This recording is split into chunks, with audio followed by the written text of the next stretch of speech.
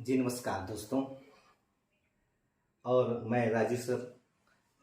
आज देखा जाए तो जो इतिहास का परंपरा चल रही है, मैं दिल्ली सल्तनत आपको समाप्त कर दिया हूँ।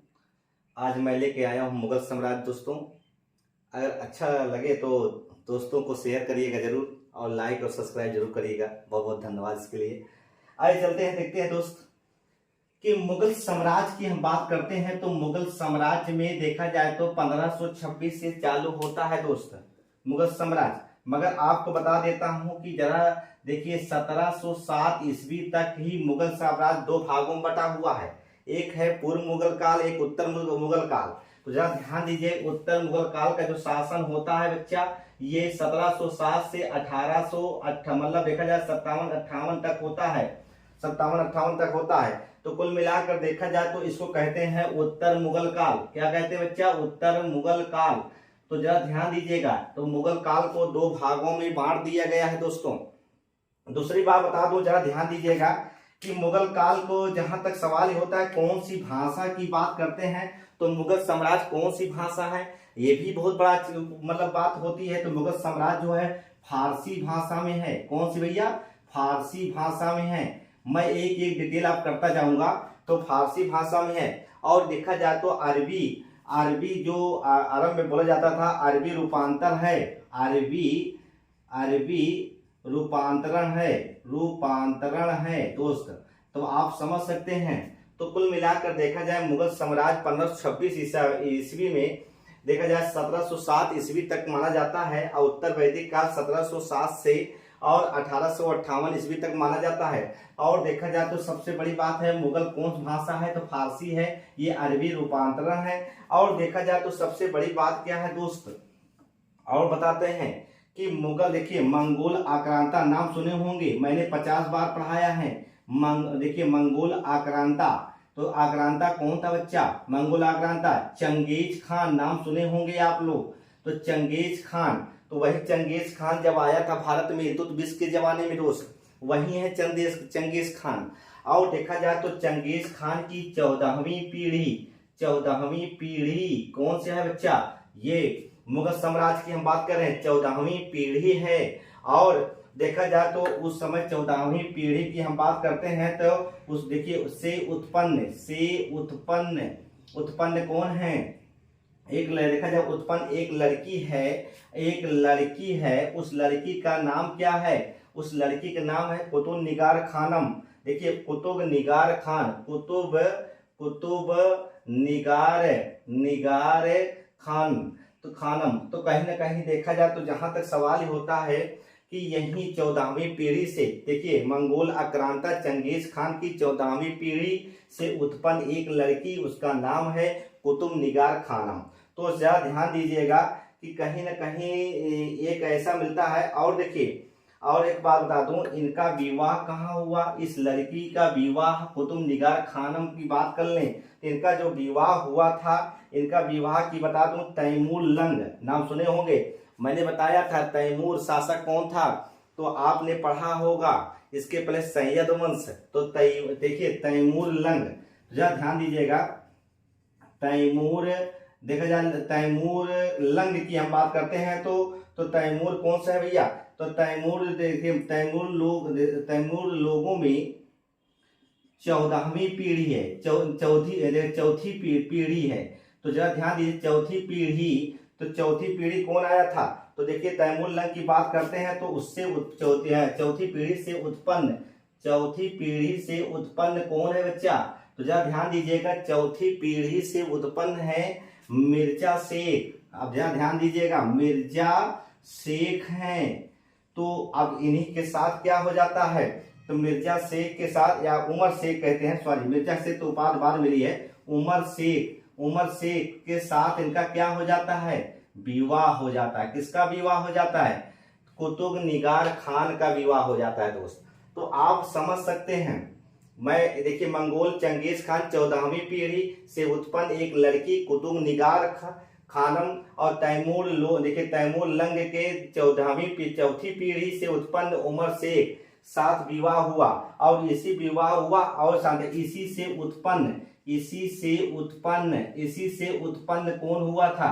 बाबर हुआ था। एक ध्यान देना, बाबर उत्पन्न हुआ था दोस्त। तो कहीं ना कहीं जरा ध्यान दीजिएगा, इसी से उत्पन्न बाबर हुआ था। इसका मतलब है कि बाबर के शरीर में दो वंशों का खून दौड़ रहा है। दो वंशों का खून मतलब है, एक तरफ मंगोल आक्रांता, एक तरफ है तैमूर आक्रांता।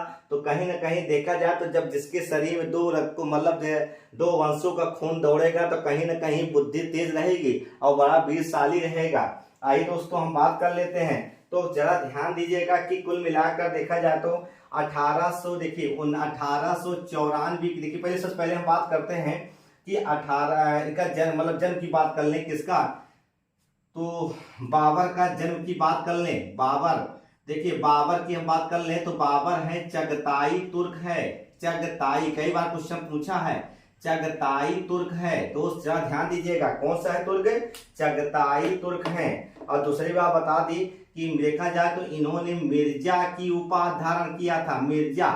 अब आप समझ सकते हैं बाबर चगताई तुर्क है तो मिर्जा की उपाधि कौन धारण किया, मिर्जा शेख, नाम सुने होंगे। इनके पिता श्री मिर्जा उमर शेख, मिर्जा उमर शेख जो है इन्होंने मिर्जा की उपाधि लगाया था। जरा ध्यान दे दोस्तों, मिर्जा की उपाधि कौन लगाया था, इनके पिता श्री लगाए थे।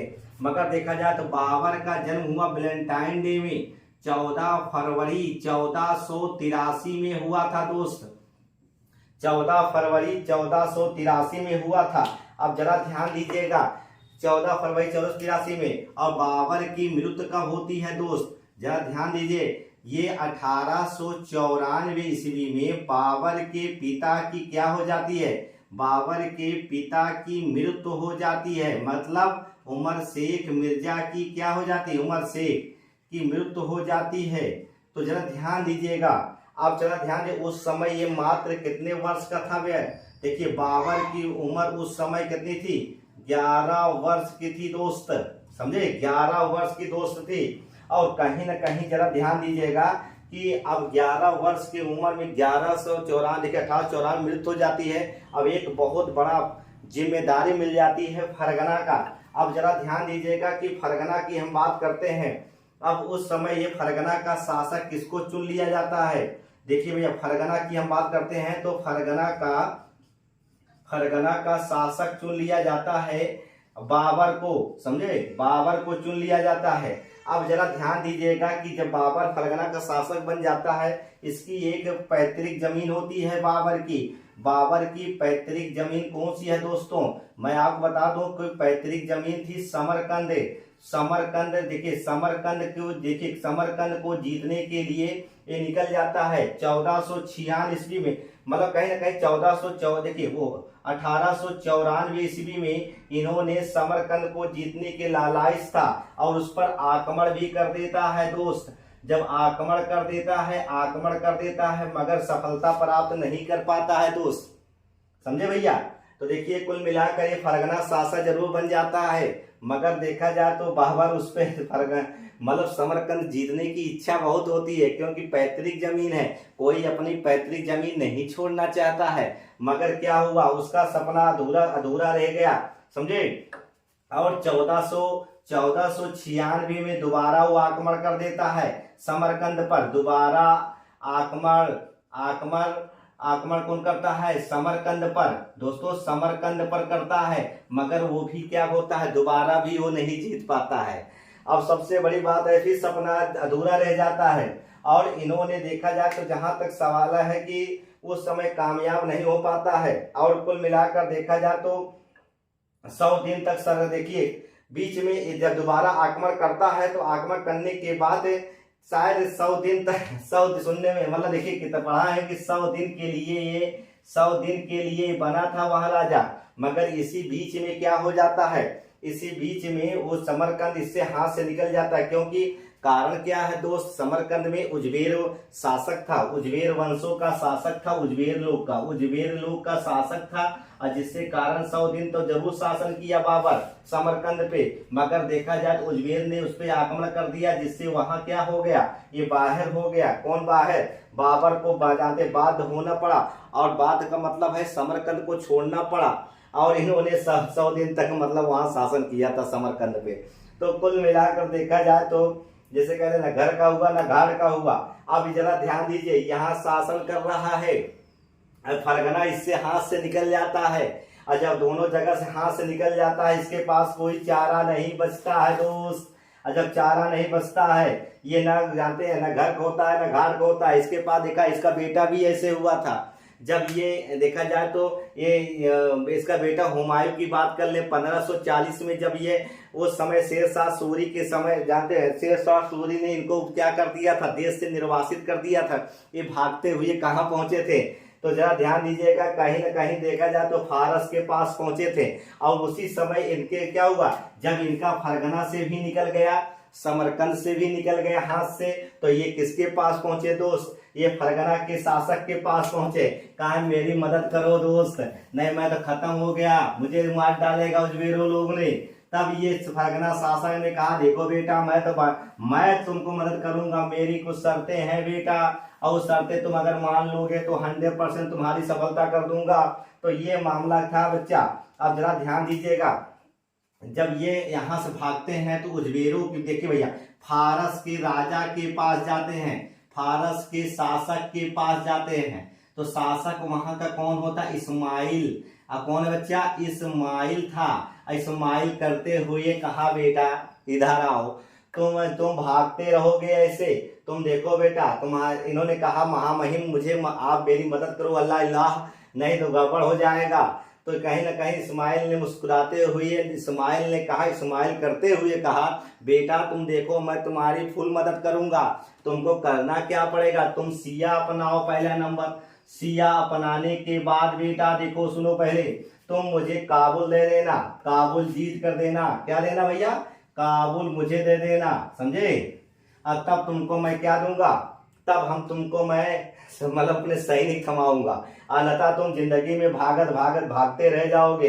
तो जानते हैं इस्माइल ने बहुत बड़ी शर्त रख दी, किसके सामने, बाबर के सामने। कहा बेटा तुम एक काम करो, मैं तुमको सब कुछ दे दूंगा, तुम सिया बन जाओ। जानते सिया सुन्नी मुसलमान होते थे, सिया मुस्लिम बन जाओ। दूसरा नंबर इस्लाम का प्रचार करो, इस्लाम का भी प्रचार करो, और साथ में हमको क्या काबुल दे दो, समझे। काबुल हमको चाहिए, मेरा अधिकार होना चाहिए। अब इनके पास कोई चारा नहीं बचता है, किसके, बाबर के पास दोस्त। और इन्होंने कहा सारी शर्तें मंजूर हैं। तो सारी शर्तें मंजूर होने के बाद फारस के राजा ने सारी सेना बाबर को दे देता है। और जब बाबर को दे देता है दोस्त, तो यह जानते हैं और 15 जानते हैं। इसी में देखा जाए तो जहां तक सवाल है कि बाबर ने शर्तें मान लेता है। और 1502 ईस्वी की हम बात बता देते हैं कि 1502 ईस्वी में क्या करता है बाबर, जानते हैं आसपास के क्षेत्र में समरकंद को अधिकार करने के लिए निकल जाता है।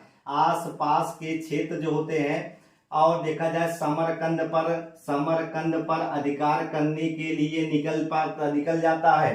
तो कहीं ना कहीं देखा जाए तो उस समय दोनों के बीच में, और उस समय देखा जाए समरकंद का राजा कौन होता है, समरकंद में देखा जाए तो उस समय राजा सेवानी खां रहता था, सेवानी खां। और देखिए सेवानी खां वर्सेज जहाँ बाबर के बीच में यह युद्ध होता है। तो कहीं ना कहीं जरा ध्यान दीजिएगा कि उस समय जानते हैं क्या होता है, और सफलता बाबर को नहीं मिलती है। सफलता क्या हो जाती है, सफलता बाबर को नहीं मिलती है दोस्त, समझे। बाबर की सफलता नहीं मिलती है, फिर बेचारा परेशान हो जाता है। अब उसके बाद जरा ध्यान दीजिएगा कि जब सफलता नहीं पाता है तो देखा जाए तो जहां तक सरायु का युद्ध करता है। और जानते हैं बाबर, फिर देखिए सरायु का युद्ध होता है। और सरायु का जब का युद्ध होता है, इस युद्ध में भी क्या हो जाता है, बाबर पराजित हो जाता है। कुल मिलाकर देखा जाए तो ये पराजित ही हो रहा है हर बार दोस्त। और कुल मिलाकर देखा जाए तो जहां तक सवाल यह है कि एक भी युद्ध मतलब जीत नहीं पा रहा है। अब देखिए जहां तक और देखिए तो लगभग देखा जाए कि 1894 से और 1507 ईस्वी में इन्होंने विवाह, देखिए 1507 ईस्वी में इन्होंने 3 विवाह किए थे। इन्होंने 3 विवाह किए थे दोस्त। अब कौन कौन किए थे 3 विवाह, तो देखिए सबसे बड़ी बात क्या होती है, इन्होंने 3 विवाह किया था। और जरा ध्यान दीजिएगा, इन्होंने जब कुल मिलाकर देखा जाए तो 1507 ईस्वी की बात करते हैं तो 1507 ईस्वी में 1507 ईस्वी में देखिए दोस्त, बादशाह यह पादशाह की उपाधि लिया था, बादशाह या पादशाह की उपाधि धारण किया था। तो मैंने बताया था कि बादशाह किसे कहते हैं, पादशाह किसे कहते हैं दोस्त। देखिए जैसे सुल्तान बताया था, सुल्तान की उपाधि वही धारण करता है जो खलीफा से सनद पत्र लेता है, खलीफा से आशीर्वाद लेता है। इन्होंने जो आशीर्वाद खलीफा से नहीं लेते हैं उसे हम क्या कहते हैं, बादशाह और बादशाह, समझे दोस्त। तो कहीं ना कहीं देखा जाए तो जहां तक सवाल होता है, इसी उपाधि में जानते हैं, इसी उपाधि कब लिया, जब हुमायूं का जन्म हुआ था दोस्त। हुमायूं का जन्म हुआ था, तो हुमायूं के जन्म जब हुआ था तब इन्होंने क्या लिया था, बादशाह या पादशाह, समझे। तो बादशाह या पादशाह लिया था। तो कुल मिलाकर देखा जाए तो जहां तक सवाल यह है दोस्त कि हुमायूं की हम बात कर लें कि बादशाह की उपाधि रख लिया, और अस्थाई से देखा जाए तो कुल मिलाकर जहां तक सवाल है कि इनका एक और बता दूं, वास्तविक नाम कभी कभी दोस्त पूछता है। बाबर की हम बात कर लें दोस्त कि बाबर का वास्तविक नाम क्या है। तो देखिए भाई दोस्त, जरा ध्यान दीजिए भैया कि देखिए बाबर का वास्तविक नाम पूछता है, तो वास्तविक नाम बता दूं आप भैया। कई बार क्वेश्चन क्या हो जाता है, गलत हो जाता है। जहारुद्दीन बाबर है, जहारुद्दीन बाबर है। तो जरा ध्यान दीजिएगा कि इसका फुल नाम है जहारुद्दीन बाबर है। और जरा ध्यान दीजिएगा इनकी दादी का नाम क्या है बच्चा। तो देखिए जाए, दादी का नाम बता दूं आपको, दादी का नाम की बात कर ले। दादी का जो नाम है एहसान बानो बेगम है, बानो बेगम है। और जरा ध्यान दीजिएगा कि यही एहसान बानो ने क्या किया था, यही बाबर का राज्याभिषेक कराया था, इन्होंने ही कराया था बाबर का राज्याभिषेक। तो जरा ध्यान दीजिए दोस्तों, राज्याभिषेक कौन कराया था, तो यह एहसान बानो ने कराया था। तो दादी ने कराया था। दादा का नाम क्या है दोस्त, दादा का नाम जो है आपको बता देते हैं, मिर्जा अब्बू शेख है। तो कहीं ना कहीं जरा ध्यान दीजिएगा कि कुल मिलाकर देखा जाए तो कि जहां मतलब मिर्जा अब्बू शेख है, तो कुल मिलाकर देखा जाए दोस्त, दादा का नाम मिर्जा शेख और दादी का नाम एहसान बानो, इन्होंने ही बाबर का राज्याभिषेक करवा दिया था। और देखा जाए तो 11 वर्ष की उम्र में बाबर का लक्ष्य क्या था, सिर्फ बाबर का एक लक्ष्य था, समरकंद को जीतना, समरकंद को अपने कब्जे में करना, यही इनका एक लक्ष्य था। और विजय प्राप्त नहीं कर पाता है, हर बार ये करने का प्रयास करता है। 1519 से देखिए 1519 में इन्होंने, और देखा जाए 1524 तक लगातार भारत पर आक्रमण करता रहा। भारत पर क्या करता रहा दोस्त, आक्रमण करता रहा। कौन करता रहा, बाबर करता रहा।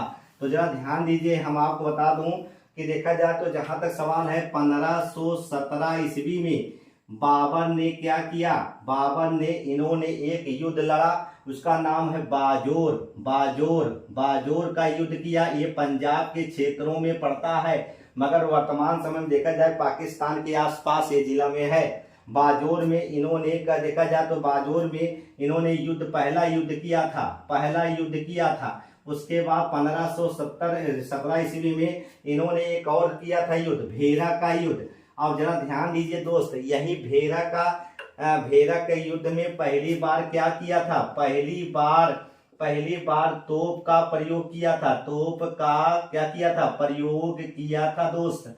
अब देखिए बेटा, सबसे बड़ी बात क्या होती है, तो अगर पूछेगा कि तोप का पहली बार प्रयोग सर्वप्रथम कहाँ किया, तो भेरा के युद्ध में किया। भेरा का युद्ध कब हुआ, 1517 ईस्वी में हुआ। कहाँ कब हुआ, 1517 ईस्वी में भेरा का युद्ध, पहली बार तोप का प्रयोग किया था दोस्त। और जरा ध्यान दीजिएगा कि 1520 ईस्वी में क्या करता है, 1520 ईस्वी में इन्होंने देखा जाता है सियालकोट पर आक्रमण करता है। ये सियालकोट कहाँ है, मुल्तान है। मुल्तान मतलब है पाकिस्तान है, और मुल्तान पर आक्रमण कर देता है। तो कहीं ना कहीं और यहाँ पर पूरी गद्दी किसको सौंप देता है, कामरान को सौंप देता है। कामरान इसका क्या है, कामरान इसका पुत्र है, कामरान को सौंप देता है दोस्तों। तो आगे की कहानी हम कल सुनाएंगे आपको। 1526 पानीपत का युद्ध। आप हमारे चैनल पर बने रहें, अपने मित्रों को शेयर करते रहें, सब्सक्राइब करते रहें। दोस्त अगर अच्छा लगा हो तो लाइक सब्सक्राइब जरूर करिए। बहुत बहुत धन्यवाद जी।